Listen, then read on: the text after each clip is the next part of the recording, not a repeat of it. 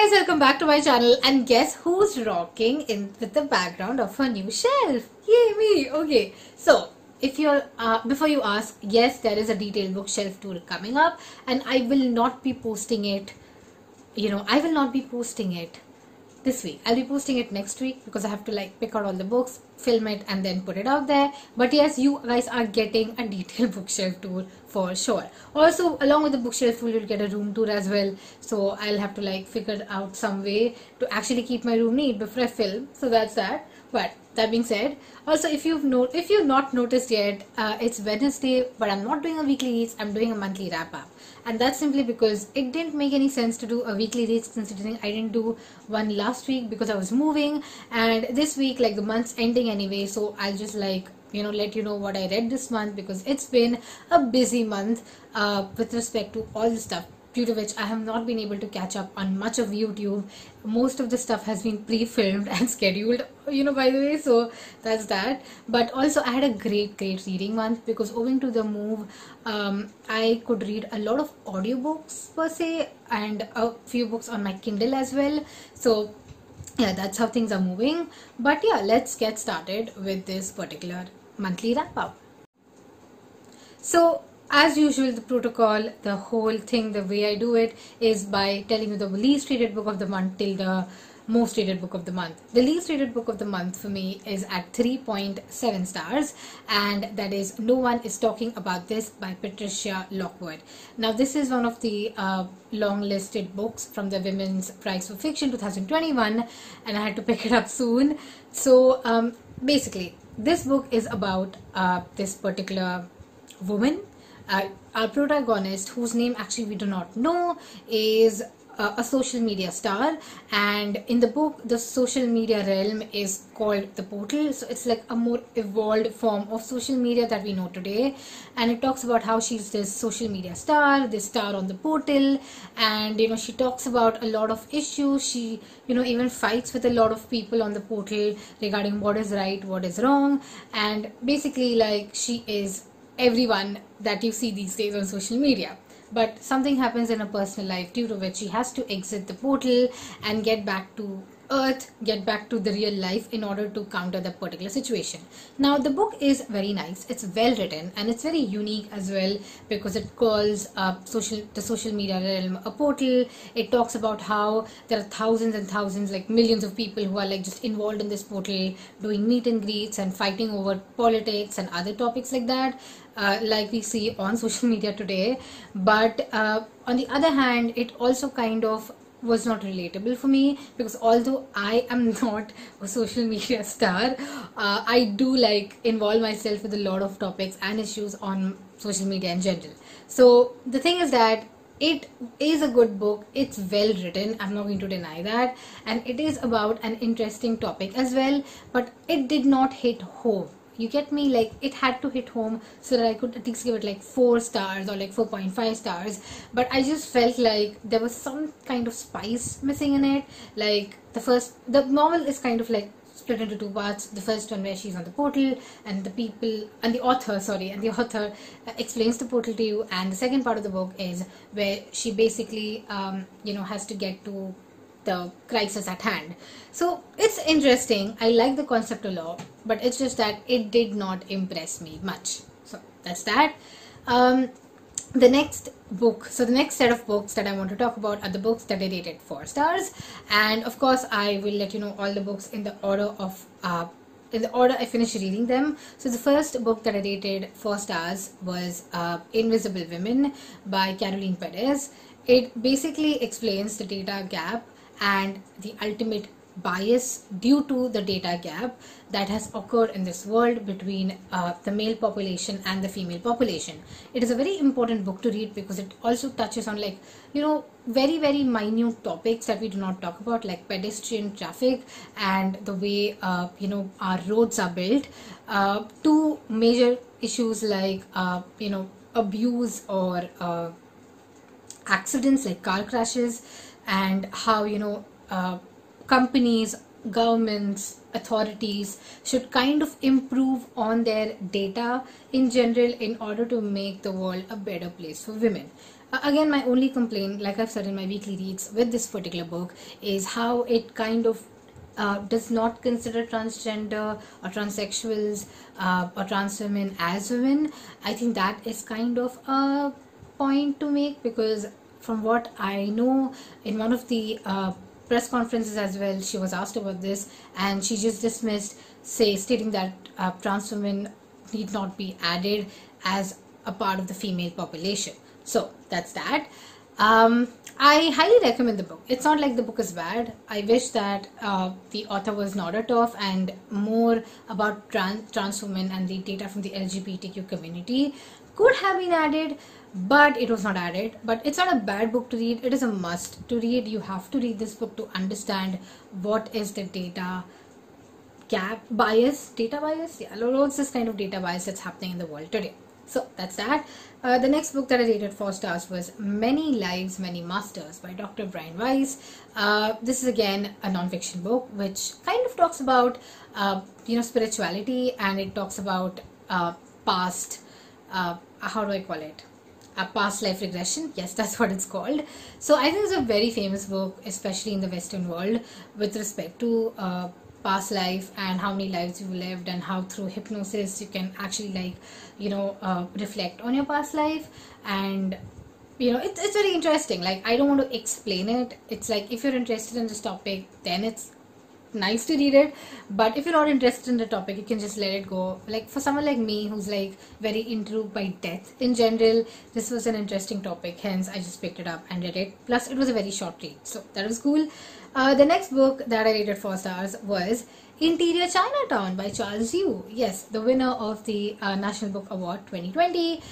I actually like this book a lot. I wish I could give it 5 stars, but it did not like affect me so much like I thought. I think somewhere it's because so let me just tell you what the book is about, right? It's about this young aspiring man who, a young aspiring Chinese American or Asian American who wants to become this huge star in Hollywood. And it talks about how he is not able to do that just because he is Chinese or he is of that particular race. He is, you get my point, right? And it's I would say the book has been written in a very unique way because it plays out like a movie script.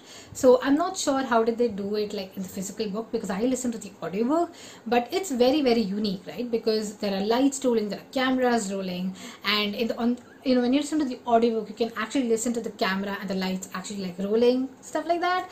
So it's very interesting. But the bottom line or the conclusion of the book is how Asian Americans face a lot of violence in the US today. It's an important read. It talks about Asian immigration from China, Taiwan, mainly East Asia, and it also talks about how this kind of stereotypical behavior or this racist behavior that are portrayed or Asian Americans fall victim to play true even today, right? I think one of my favorite parts about the book is the last scene, and it's a very, very it's like given to you. It's in the last scene that the message is spoon fed to you, and I really like that scene a lot because, like I said, I would like Roxane Gay said. So in her review, she had stated that it's a nice combination of form and fiction message. Everything's form and function. My bad. Okay, so it's basically a nice combination of form and function, and that's very true because it is a good combination of form and function, because although the form is like a movie script, the function, that is the message that it wants to send you, that is accomplished. So that's that. Now let's get to the books that I rated between 4 stars and 5 stars. So generally anything that you want to read, you want to take away things you want to add in your TBR, you should pick up books that have been rated 4 stars, between 4 and 5 stars, and 5 stars. Generally there are books in my reading realm that I rate between 4 and 5 stars because they lack something that I was looking for, but that's just me being very strict and stringent with the book. Okay, so let's start with the books that I rated between 4 stars and 5 stars. And the first book that I rated 4.7 stars is Detransition Baby by Tori Powers.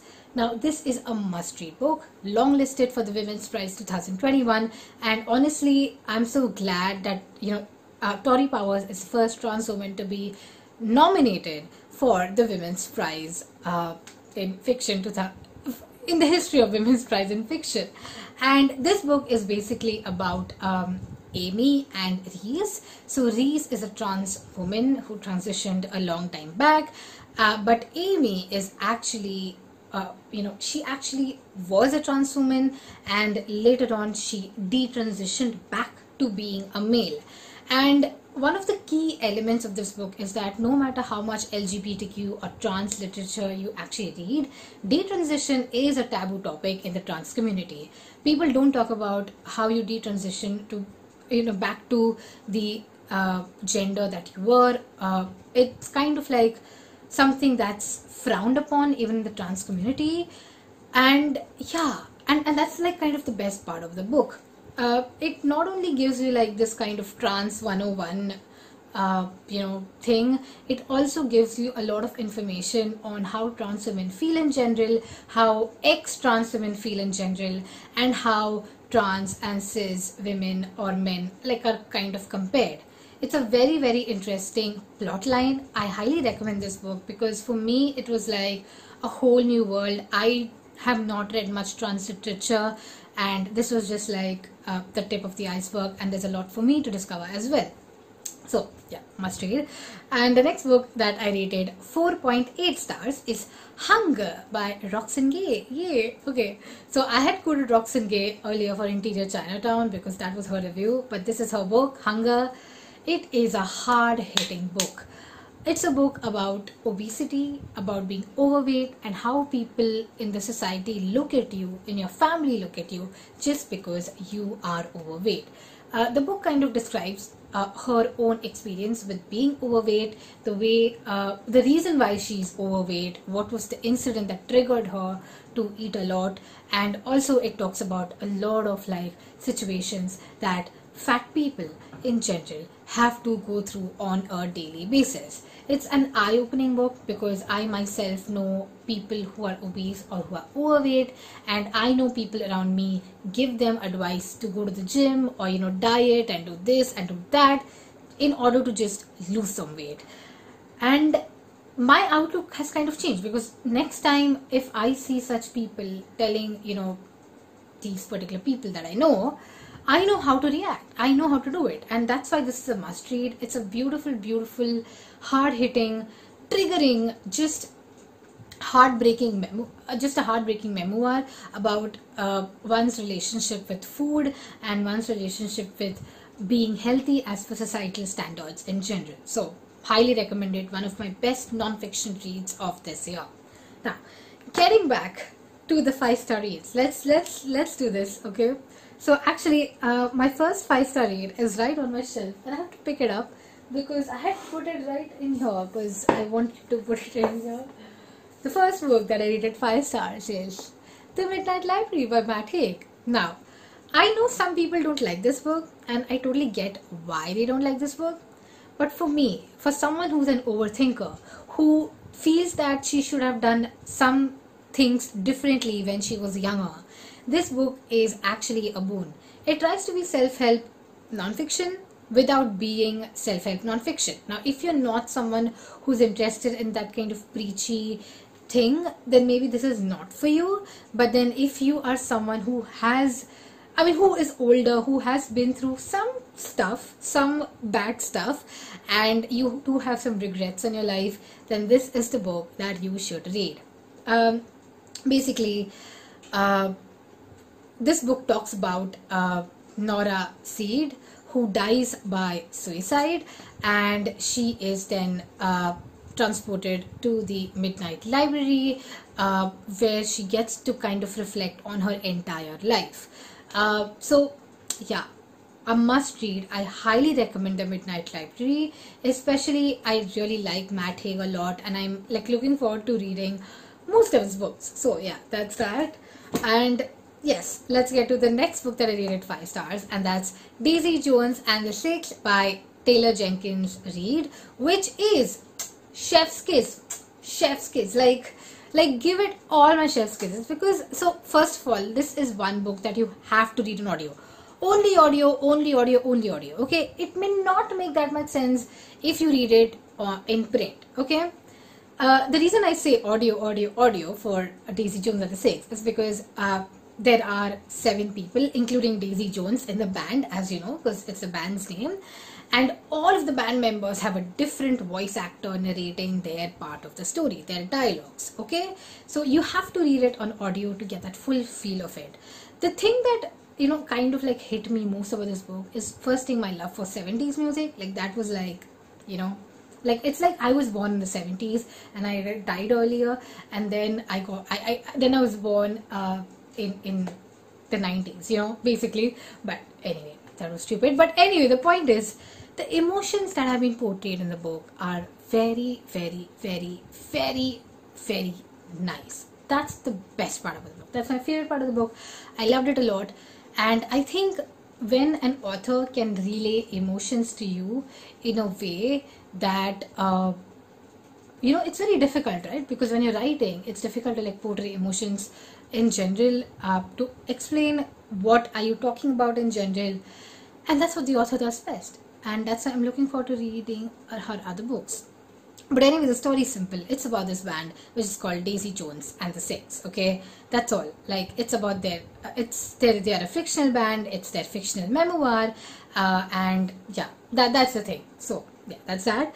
And the last book that I actually kind of just finished it yesterday, and this book just blew my mind again. It's Piranesi by Susanna Clark. Oh my goodness, oh my goodness. I mean, why didn't I read this before?